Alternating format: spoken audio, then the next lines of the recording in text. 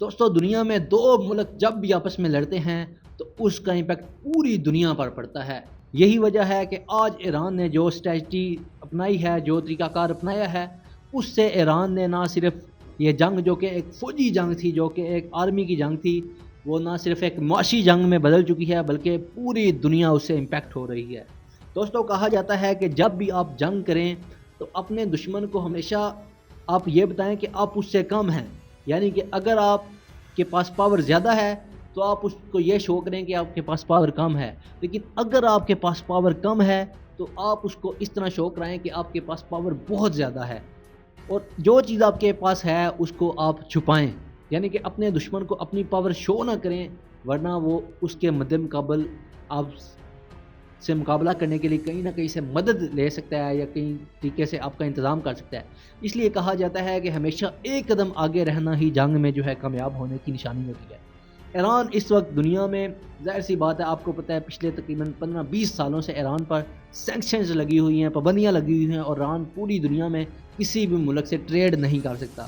Even کہ پاکستان جو کہ ایران کے بالکل ساتھ اس کا پڑوسی ملک ہے، یہاں پر پاکستان بھی ایران سے جو ہے وہ تیل جو ہے قانونی طور پر نہیں خرید سکتا، جو کہ ظاہر سی بات ہے، پھر اس کو غیر قانونی طور پر تو خریدا جاتا ہے، لیکن قانونی طور پر ایران کو امریکہ نے اس قدر جو ہے وہ ڈی مونیٹائز، اس کو کیا کہہ سکتے ہیں، اتنی زیادہ پابندیاں لگا دی ہیں کہ وہ بہت پیچھے چلا گیا ہے. لیکن اس کے باوجود ایران کے پاس ایسی پاور ہے، اس کا آئل جو اتنی بڑی پاور ہے کہ اس کے ذریعے، اور ابنائے ہرمز ایسی دو پاورز ہیں جن کے ذریعے ایران نے پوری دنیا کو جو ہے وہ اس وقت اکنامکلی جکڑ لیا ہے، اس کو پکڑ لیا ہے، اور ان کو جو ہے وہ نقصان پہنچ رہا ہے پوری دنیا کو اس جنگ کی وجہ سے، جو کہ ایک بے وجہ جنگ، ایک بے مقصد جنگ اسرائیل نے جو ہے ایران پر تھوپی ہے، ایران پر جو ہے وہ آپ کہہ سکتے ہیں کہ شروع کی ہے، جس کا رزلٹ پوری دنیا آج دیکھ رہی ہے کہ آج ایران جو ہے وہ چیخ کر کہہ رہا ہے کہ ہم یہ جنگ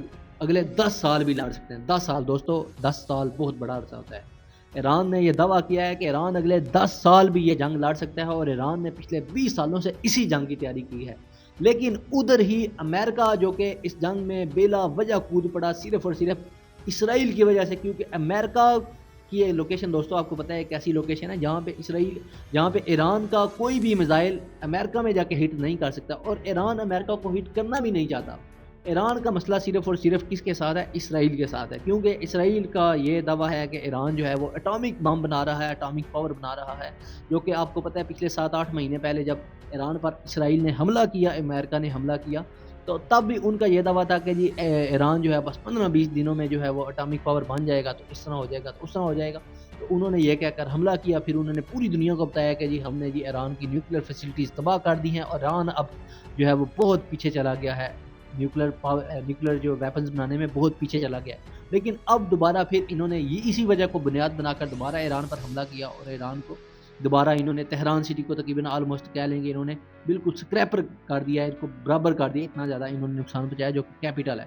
تو دوستو ایران نے اب اس کا رزلٹ کیا نکالا؟ ایران کو، کیونکہ پچھلی دفعہ جب پچھلے 11 دن یا تقریباً 12 دن وہ جنگ چلی ہے، تو ایران نے اس چیز کا نتیجہ نکال لیا تھا کہ امریکہ اور اسرائیل کی کیا طریقہ کار ہے اور کس طرح وہ حملہ کرتے ہیں. اس کے بعد ایران نے جو ہے، ظاہر سی بات ہے آپ کو پتہ ہے، کلسٹر بموں کا استعمال شروع کر دیا.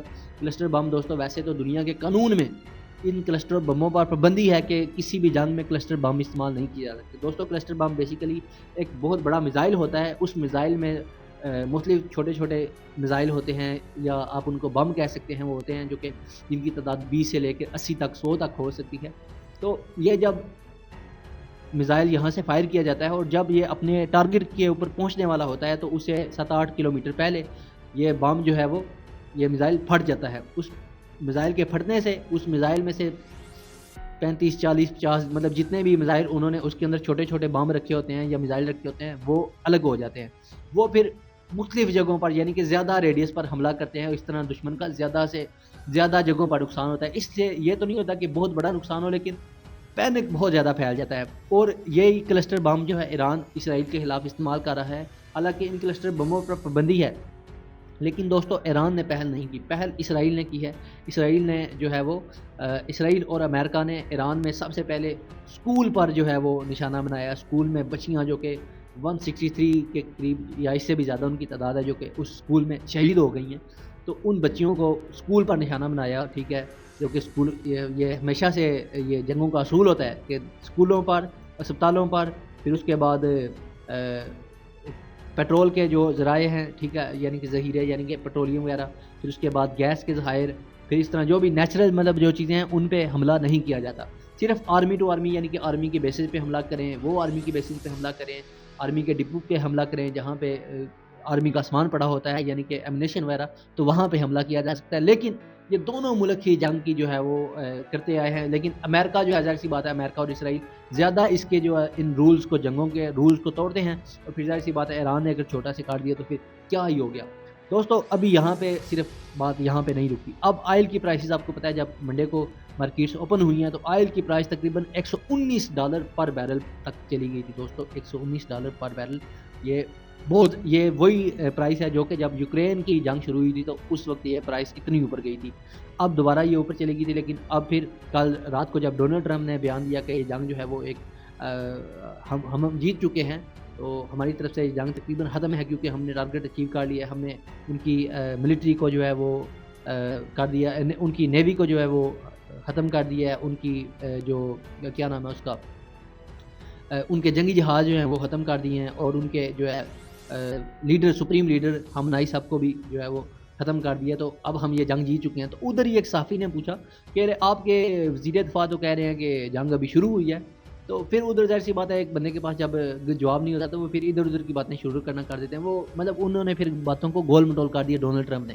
دوستو امریکہ میں بھی اس وقت آئل کی پرائسز ہائی ہو چکی ہیں, پوری دنیا میں ہائی چکی ہیں. امریکہ میں تو تقریباً 50 سینٹس جو ہے وہ پرائس اوپر چلی گئی ہے دوستو.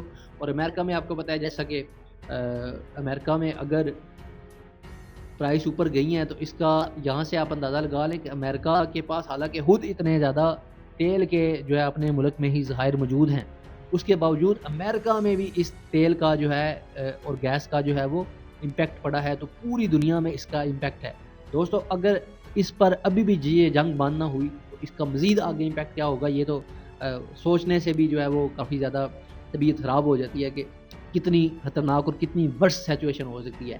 کیونکہ ایران نے یہ بھی کہا ہے کہ جو کوئی بھی ابنائے ہرمز کو کراس کرنے کی, پار کرنے کی ہمت کرے گا تو پھر ظاہر سی بات ہے اس کے انجام کا وہ خود ذمہ دار ہوگا. دوستو پھر اس بیان کے بعد کل رات کو ڈونلڈ ٹرمپ نے جو ہے وہ ایک بیان دیا, ایک ٹویٹ کی. اس نے لکھا کہ ابنائے ہرمز کو جلدی سے جلدی کھول دیا جائے, اور اگر اس کو نہ کھولا گیا تو اس کے نتائج سنگین ہوں گے. اور انہوں نے یہ بھی کہا کہ ہم جو ہے وہ اس کے نتائج کا سنگین جواب دیں گے پھر. تو دوستو یہ ایک ڈونلڈ ٹرمپ جو ہیں وہ اس طرح کی انہوں نے ٹویٹ کی. پھر اس کے بعد شام کو صبح ٹویٹ آتی ہے امریکہ کے جو ایک وزیر ہیں, جو کہ ان کی پیٹرولیم کے آپ وزیر کہہ سکتے ہیں ان کو. انہوں نے ایک ٹویٹ کی, انہوں نے لکھا کہ امریکہ اب ہر ایک جو ہے وہ گیس اور آئل کے جو جہاز ہیں وہاں پہ جو سمندر میں کھڑے ہیں, تو ان کو ہر ایک کو جو ہے وہ ریسکیو کرے گا. ریسکیو مطلب آپ کہہ لیں کہ ان کو ساتھ لے کے پروٹوکول کے ساتھ ابنائے ہرمز پار کرائے گا. یہ ٹویٹ جب ہوئی تو اس کے بعد ظاہر سی بات ہے آئل کی پرائسز نیچے آنے لگ گئی. لیکن پھر کچھ ہی دیر بعد انہی شخص نے, اسی آدمی نے وہ ٹویٹ ڈیلیٹ کر دی. اب دوستو یہ ایک کافی حیرانی کی بات تھی کہ ایک آدمی نے ایک ٹویٹ کی اور امریکہ کو وہ وزیر ہے بہت بڑا, اور پھر وہی آدمی اپنی ٹویٹ کو ڈیلیٹ کرتا ہے. اور پھر ساتھ ہی امریکہ کی جو واشنگٹن ڈی سی کی اسپوک پرسن ہے جو یو ایس پریزیڈنٹ کی, وہ یہ ایک ٹویٹ کرتی ہیں. وہ کہتی ہیں کہ اس طرح کا ہماری طرف سے, امریکہ کی طرف سے کوئی بھی بیان نہیں ہے کہ ہم جو ہے کسی بھی جہاز کو ابنائے ہرمز پار کرائیں گے. تو یہاں پر ہی اس کی کلیریفیکیشن ہوگی. اس کے بعد دوستو آگے آ جائیں, امریکہ کو اس جنگ سے کیا فائدہ یا کیا نقصان ہے. دوستو کوئی فائدہ نہیں ہے. امریکہ کا اس جنگ سے کوئی لینا دینا ہی نہیں ہے, جو کہ میں آپ کو کل بھی بتا چکا ہوں پچھلی داستان میں, جو کہ آپ یہاں پہ کلک کر کے دیکھ سکتے ہیں کہ امریکہ کا اس جنگ سے لینا دینا ہے ہی نہیں. یہ اسرائیل نے اس کو زبردستی اس جنگ میں گھسایا ہے, شاید ایپسٹن فائلز کی وجہ سے. اس میں کیونکہ کہا جا رہا ہے کہ اس میں ابھی بھی 55 پیجز جو ہیں وہ غائب ہیں, 55 پیجز غائب ہیں, جس کی وجہ سے ڈونلڈ ٹرمپ جو ہیں وہ پریشر میں آ کے یہ کام کر رہے ہیں، کیونکہ آپ کو ان کے بیانات سے بھی ایسا لگ رہا ہوگا ان کے کہ صبح وہ کوئی بیان دیتے ہیں، شام کو وہ کوئی بیان دیتے ہیں. کبھی وہ کہتے ہیں جنگ ہم جیت چکے ہیں، کبھی وہ کہتے ہیں کہ ابھی تو شروعات ہے، کبھی وہ کہتے ہیں کہ یہ جنگ تقریباً ختم ہو چکی ہے، کبھی کہتے ہیں ہم اس سے بھی 20 گنا زیادہ بڑا جواب دیں گے. تو دوستو اس طرح کی صورتحال چل رہی ہے. اب ایران کیا کر رہا ہے؟ ایران کو کیونکہ پتہ ہے کہ ایران جو ہے وہ امریکہ سے تو جیت نہیں سکتا، کیونکہ امریکہ ایک لوکیشن اس کی ایسی ہے کہ وہ اتنا دور ہے یہاں سے کہ وہاں پہ ایران کا کوئی بھی میزائل نہیں جا سکتا.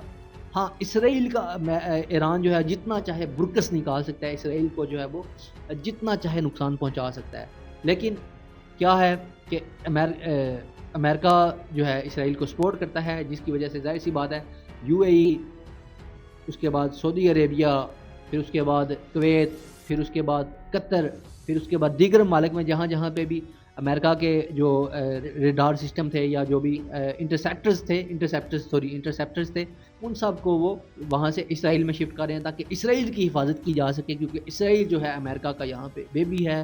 اس کے پوری مکمل طور پر اس خطے میں اسرائیل جو ہے وہ امریکہ کی سپورٹ نہیں کرتا ہے، اس کے تمام جو ہے وہ سہولیات مہیا کرتا ہے. اس علاقے کی تمام جو ہے وہ خبریں جو ہیں وہ امریکہ کے پاس اسرائیل کے ذریعے ہی جاتی ہے، اور اسرائیل کے ذریعے ہی امریکہ اس خطے پر کنٹرول کرنا چاہتا ہے. یہی وجہ ہے کہ اسرائیل امریکہ کی ٹاپ پریورٹی ہے. حالانکہ امریکہ کا اس جنگ سے خود کا کوئی لینا دینا نہیں ہے، اور امریکہ اس جنگ میں تقریباً ڈیلی $900 ملین جو ہے پھونک رہا ہے. $900 ملین دوستو، یہ اتنے ہی پیسے ہیں کہ اگر اس میں $100 ملین اور ایڈ کیے جائیں تو $1 ارب بنتے ہیں.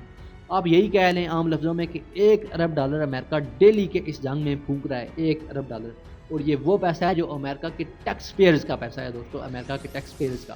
اور ایران کے پاس دوستو اس طرح کا کوئی بھی مسئلہ نہیں ہے. ایران کو پتہ ہے کیونکہ ان کا سٹی تو آلریڈی تباہ ہو چکا ہے. پھر ایران کے آئل ڈپوز پر بھی انہوں نے وہ حملے کر دیے ہیں. پھر اس کے بعد ایران کے جو ہیں وہ گیس کے ذخائر پر بھی حملے ہو چکے ہیں. پھر ایران کی گلیوں میں تیل بہہ رہا ہے. اور دوستو ایران نے اس چیز کا پھر رزلٹ یہی نکالا ہے کہ انہوں نے ابنائے ہرمز کو بند کر دیا ہے کہ اب کوئی جہاز وہاں سے گزر کے دکھائے، کوئی شپ وہاں سے گزرے تو صحیح.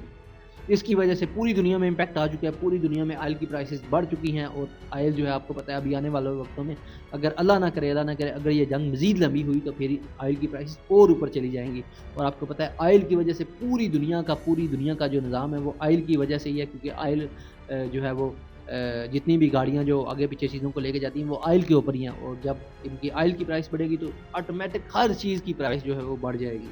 اور اس چیز کو آپ ایسے ہی سمجھ سکتے ہیں کہ اگر جنگ یوکرین میں ہوتی ہے تو آٹا پاکستان میں مہنگا ہو جاتا ہے. اسی طرح آئل اگر یہاں پہ رکے گا، ابنائے ہرمز میں رکے گا، تو پوری دنیا میں آئل کی پرائسز بڑھ جائیں گی. کیونکہ پہلے سب کچھ نارمل تھا، آئل پوری دنیا میں جا رہا تھا، ٹھیک ہے، جتنی ڈیمانڈ تھی اتنی ہی سپلائی تھی. لیکن اب ڈیمانڈ ہے، لیکن سپلائی جو ہے وہ تقریباً بہت زیادہ کم ہو چکی ہے. تو یہاں سے ہی آپ اندازہ لگا لیں کہ آنے والے وقت میں کیا امپیکٹ اس کا پڑ سکتا ہے. اور ایران تو اگلے 10 سال بھی اس جنگ کو لڑ سکتا ہے. ایران نے صاف لفظوں میں کہہ دیا ہے کہ ہم اگلے 10 سال بھی اس جنگ کو لڑ سکتے ہیں.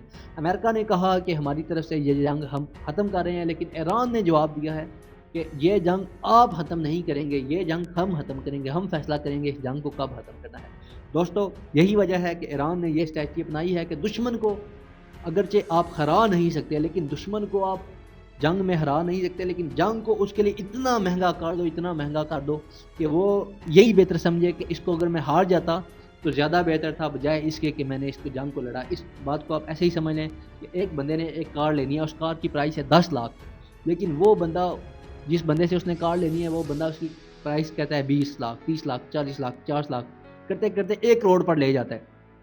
تو دوسرے لوگ بھی کہیں گے تم پاگل ہو جو 10 لاکھ کی کار کو 1 کروڑ میں لے رہے ہو. تو یہی والا حساب ہے کہ ایران جو ہے جنگ کو دشمن کے لیے اتنا مہنگا کرنے جا رہا ہے کہ دشمن بعد میں یہی سوچے گا کہ اگر میں جنگ نہ ہی کرتا تو زیادہ بہتر تھا، یا سوچنے پر مجبور ہو جائے گا کہ اگر میں یہیں پر رک جاؤں تو بہتر ہے بجائے اس کی کہ میں مزید آگے جا کے اپنا مزید نقصان کروں. تو اسی لیے دوستو کوئی بھی ملک ہو اس کی اسٹریٹجی یہی ہوتی ہے کہ اگر پہلی تو کوشش یہ ہوتی ہے کہ وہ دشمن سے جنگ جیت جائے، لیکن اگر جیت نہ سکے تو پھر اس کی کوشش یہی ہوتی ہے کہ جنگ کو دشمن کے لیے اتنا مہنگا کر دے کہ دشمن خود ہی جو ہے وہ پیچھے ہٹ جائے اور اپنی بہتری اسی میں سمجھیے کہ اس جنگ کو یہیں پر کلوز ہو جانا چاہیے اور اس جنگ کو جو ہے وہ بند ہو جانا چاہیے.